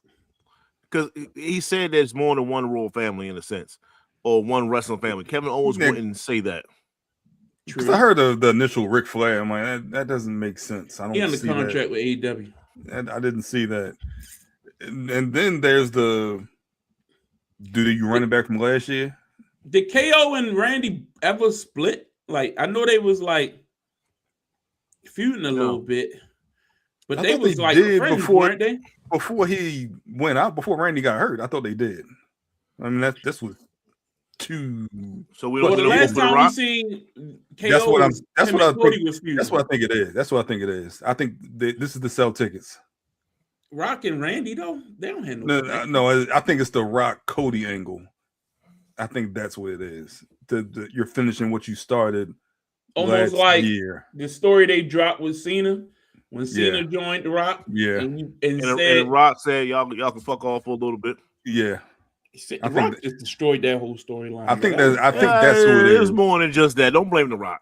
It was Rock. He had his part, but it was more. You blame Triple H. They dropped the whole story because Rock said, "I'm gone." He dropped it because he didn't get his way. Because supposedly a lot to do with that too. He wanted Cody to turn heel. Yeah, and then supposedly the rumor is he's done. Like he's not filming any more movies, and they just finished. He looks Jumanji. good too. Pause. He looks good. He doesn't look as sickly as he did. If they want to sell some tickets, Rock coming in as I think a second ain't bad. But I don't think Randy is the type of guy who needs a Rock. You know what I mean? Like it ain't necessarily him. I don't think it's It's the Cody angle to sell Rock to sell tickets. It's the the Cody angle, and it's just the Cody angle. Person X. No, but from a storyline perspective, KO makes the perfect sense. Because the last time we saw him, he was feuding with Cody, and Cody beat him in that ladder match, remember? And his head went through the ladder. That's it. But I'm saying it's the Rock angle with Cody to build up to Roman and WrestleMania in Saudi Arabia. That's the long play because if it's gonna happen, it's gonna happen next year. Because they're paying all the money, so that's you restart that again. I don't think you need Cody for that though. I think you do the bloodline for that. I think you do. I mean, I think you can. Well, but you say the bloodline come back together too. That's what I'm saying. I think you just focus on Jay. But Jimmy, I mean, you're planting the seeds right now. But I'm saying I don't think you need Cody for that. Is what I'm saying. Like, no, I'm not. Roman should win the title at Mania. That's what I think. I think he is. Even though Punk has done a good job with it, I think Roman with the title, you have more options. You have more stories you can tell. I know he's not going to be there week to week, but that's why. If Roman wins, you got to rely on. I'm not saying he has to wrestle week to week, but he has to be there week to week. But I think just him as the focal point, it brings more prestige to the. The thing about CM Punk is, let's just say CM Punk did everything right. He showed up every week. He wrestled multiple times. Yeah. But it's something, to me, it was something missing. It is. It's that prestige that you're talking about. At this point, I'd rather for you not wrestle, maybe wrestle once a month. Yeah. But if you can it also be related to how promos and stuff, I'm totally fine. Can it also be related to how he got the title? Say it again. Can it also be related to how Punk won the title with Seth being injured in that aspect? It has nothing to do with it because he had a long enough to gain it. I like Punk, and this is not. I like him. I like that. Yeah, I like what I'm saying. I know. I think he's done a good job as champion. I think he's done a serviceable job. But I'm not checking Raw to see CM Punk. And I think he can still be a valuable asset on the show without being the world champion. That's my thing. Agreed. I think Roman is that guy where, okay, you know what I mean? Like, you book the match, it's the main event. Like I say, I don't care what nobody say. I don't care who got what title. Whatever title Roman is after at that moment is the number one title in the company. We all know it. Like, True. Cody Randy, that's a great match. Don't get me wrong as far as marquee value, but it ain't Roman. And that's just a good job he's done building up that OTC character over the last few years where he is a real star. And I thought they did an excellent job the other night. Like, that gave me old Bloodline vibes. Like, when they would have the multiple segments throughout the show, talking him and Jimmy and Jay. It gave them good character work again. That's what really made wrestling popular again. When the Bloodline used to have all them segments, and it was like a little back and forth, dissension, and Paul Heyman in the background. Sami Zayn started getting involved. It's storytelling. Let's just put. Yes. Let's just, yes. Yeah. That's what the Attitude Era was. Remember back when backstage with all the stuff with Vince and Stone Cold and the different people coming in and out. That's what I love wrestling. Don't get me wrong. Storytelling without the action, without the wrestling. I love wrestling. I can watch a lot of good wrestling, and I do. AEW had a hell of a pay-per-view last Sunday. One of the best pay-per-views you'll ever watch. But it was all wrestling. It wasn't no storylines like backstage and all that. When you watch Raw or SmackDown, you need something to carry the show throughout. And I thought they did a good job with multiple segments with Roman, Jay, Jimmy. And they getting back to that's the Jay what we need to be. The short Jay, not the long-winded monologue talking Jay. Yes. God, you are 100% correct because I hate that Jay. Jay, shut the hell up. Getting back to the Jay that I liked, you know what I mean? Not the smiling kissing. What we gonna do? What we gonna do, Moose? But yeah. And then again, Roman was talking some real stuff. He said, "You call me a part-timer. Hey, was your father there when you was young?" Right. I love that little. The personal shots gives us that realistic feel. My father wasn't there. You know what I mean? He was on the road. I'm not gonna be like that with my kids. I like to see my family. I like to be home. I thought that was effed up a little bit because I love it. Only because what he said was true. It was real. He can do that. But he was talking to two others that got to work. On the road all the time. Y'all got to work. Naomi pregnant right now. Y'all got to work. Jimmy, you should be home right now. No, you're here right now. You working. That's all. If he would have said that to Punk, I'd have been fine. But when he said it to them, my level, then you'll take time off too. Nigga, I got to work. That's what he's saying. You keep working, then you get to my level, then you can take time off too. But until then, I'm gonna take advantage of this. I agree with him too. I'm like, hey, that's probably the realest thing I done heard on wrestling in a long time. Like, bro, he told him straight to their face. I ain't mad. My father wasn't there for me when I was young. Was your father there? No, exactly. They was out there giving their heart and soul to this business, and I wasn't able to enjoy him. I'm not gonna be like that with my kids. Damn, that was real. But that beatdown of Randy and Cody, I think it gave the match a little bit of the juice in me. They need to follow up on Friday. We'll see what the follow-up is. And again, they added a little mystery with the intrigue of who's going to be that guy. I think that's cool. That's cool. Other than that, we'll see, man. We got, 3 weeks? 4 weeks? What's Mania? Yeah. 18th? 18th. You got a month. Yeah. Speaking of that, if y'all don't have any, we still working out some details. But if y'all got nothing to do, people at We Talk Combats, we got a spot that we're trying to host both nights of WrestleMania. So put it on here now. Once I get the full like the flyer and all that stuff, I'll post it. We're just trying to get people to come out so we can physically enjoy WrestleMania for what they're trying to do without getting blacked out, because they do that when it's close by. Hey man, I'm not going this year, and I was thinking about going. They dropped the prices now. You can sell tickets. So prices are coming down. They selling tickets. How we feel about Austin not showing up?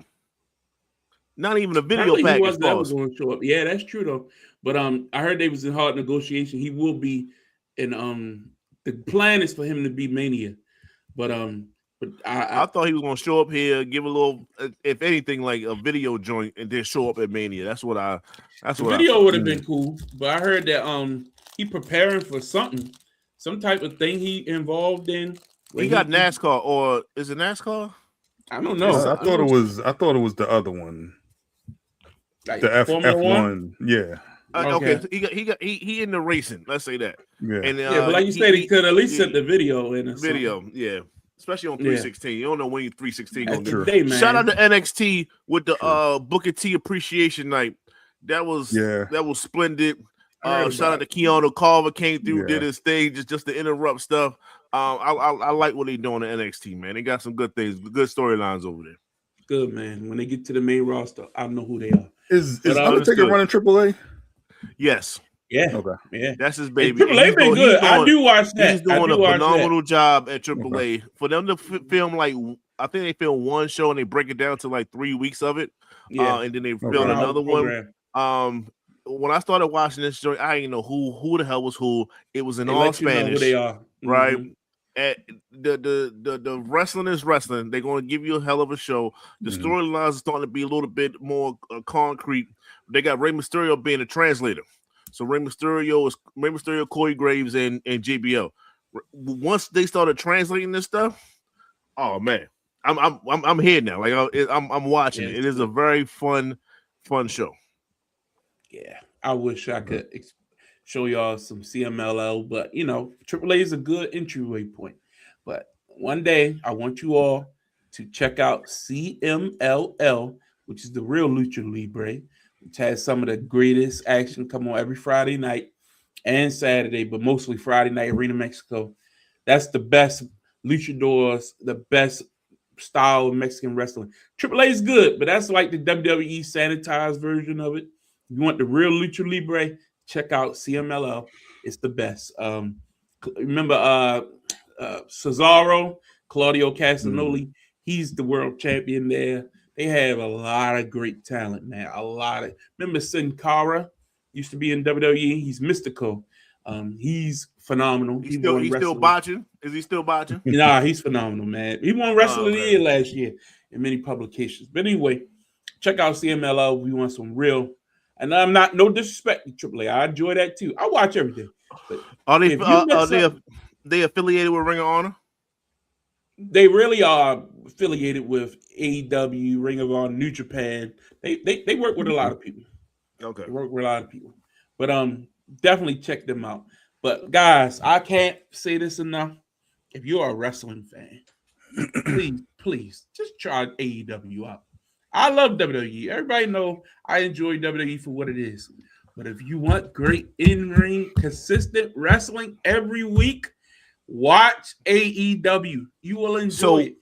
Enjoy what part of wrestling is sticking a needle through somebody's mouth? What part of wrestling is? Where did you see that in Wrestling 101? Variety. Everything not for everybody. It's not for everybody. But they have WWE. How many matches they give you on a pay-per-view card? WrestleMania is going to have 8 and 7. I'm talking about on a normal monthly PLE. You might be lucky to get 4 or 5. AEW, they're going to give you 9 to 10 matches plus 3 or 4 on the pre-show. You literally said no storylines, though. No. I'm saying on a pay-per-view, it's not. It's just all wrestling. During the weekly shows, of course, it's storylines. I'm talking about like, if you don't want to follow week to week and you just want to watch great in-ring action, if you buy the AEW pay-per-view or pirate it, you will, by the end of it, you be like, God damn, why can't WWE do this? They can, they choose not to. They will give you bloodbath. They will give you great technical wrestling. They'll give you great high-flying. Larry, I'm not variety, man. But when the first match, it's a blood fest. It kind of sours the point when the last match is also a bloodbath. Like too many people losing blood. You got to be. It was like the third match. They was like bloody. Yes. For the health. Yes, it's a pay-per-view. People paying $50. They want a show, damn it. It's like 10 cars on this drink. Like, come on, yo. Look, you can watch more than one thing and appreciate everything for what it is. It's like watching NBA one day, NCAA another day, NFL another day. That's a bad comparison. It's a sport. A variety. It's different, but it's all entertaining. It's like watching the NBA, then going watching Euro League, then watching Australian Basketball Association. You watch the WNBA. Shout out to the WNBA. signed that. Shout out to the WNBA. Bargaining agreement, $1 million Now, contract. man. I don't want to hear that. 1.5 is a max salary. You know. Yeah, man. Yeah. Shout out to them, man. They ain't gotta go overseas no more. None of that. Is that? And it's still gonna do what? Unravel during the winter. Yeah, Unravel. So, yeah. Shout out to them, man. We gotta mention that. That was big news this week. Shout out to Caitlin Clark for making all this happen. Don't say that around Calvin. Without her, they'll still be making what you say the minimum of 66,000. That's what they be making. It wasn't for Caitlin Clark. Shout out to Caitlin Clark. Thank you. The Great White Hope. She provided. Everyone else is eating like everybody was saying since day one. You let her do her thing, and everybody will eat. Guess what? MVP. You said 4-time, right? So where was this during the first time MVP, the second time MVP, the third time? Where was the change in the contract between any other MVPs? She had to put it just was one person happened to show up. It was like let's make the playoffs. Let's change some deals here. Let's make the playoffs first. That's all I'm saying. Let's be relevant. Let's be shout out relevant to for them the women. season. I'm happy. Whatever Her team made the playoffs. done. She didn't make the playoffs. She made the playoffs. She was part of the team. Okay. Y'all the funniest. All right, this is it. We appreciate y'all checking us out tonight. Wait. Let me say this real quick. Luka had 60. Oh, he did finish with 60? Let's go.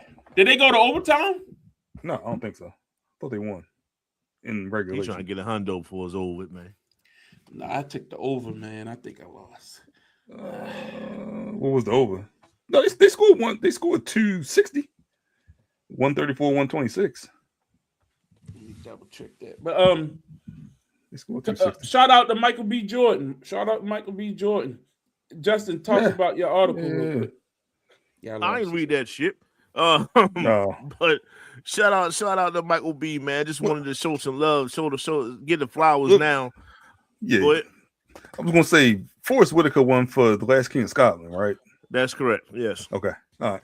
I couldn't So remember. you got Denzel, Sidney Poitier, correct. Will Smith, Jamie Foxx, and Forrest Whitaker, and he's Forrest the Whitaker, and now Michael B. Jordan the 6th. Some people say that he's really the 7th because somebody else should have won one that didn't win one for his portrayal in the drama Tropic Thunder when Robert Downey Jr. played the black guy. That should have been the dude disguised as another dude's playing. Stop playing with us. Stop playing it but out. No, man. I was about to say Chidiata is looking for. I forgot you said his name, but go ahead. The dude that played 12 Years a Slave. Yes. Absolutely not. So with that being said, shout out to Michael B. Shout out to Ryan Coogler. Shout out to the whole team of centers, man. They really showed out. I know that I got a little emotional, guys, when they said Michael B. Jordan, because I could have sworn they was gonna give it to that goddamn Timothy. Shout out to him making that reference about the ballet and all that other stuff. That didn't help you, buddy. That did not help you because you went home empty-handed. So somebody had to be that one. It was you. But just a wonderful performance. They kept it classy the whole entire time, even when they got nigga out of nowhere.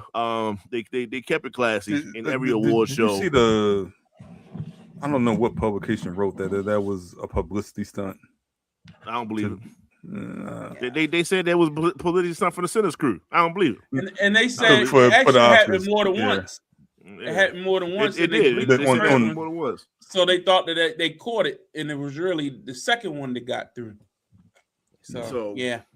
They did it right, guys, and then he got the best screenplay and everything. So they didn't get the best picture, but it wasn't best picture. So it wasn't a blockbuster. Some blockbusters should be best. But he's got 2 nominated for best picture, and so it's coming.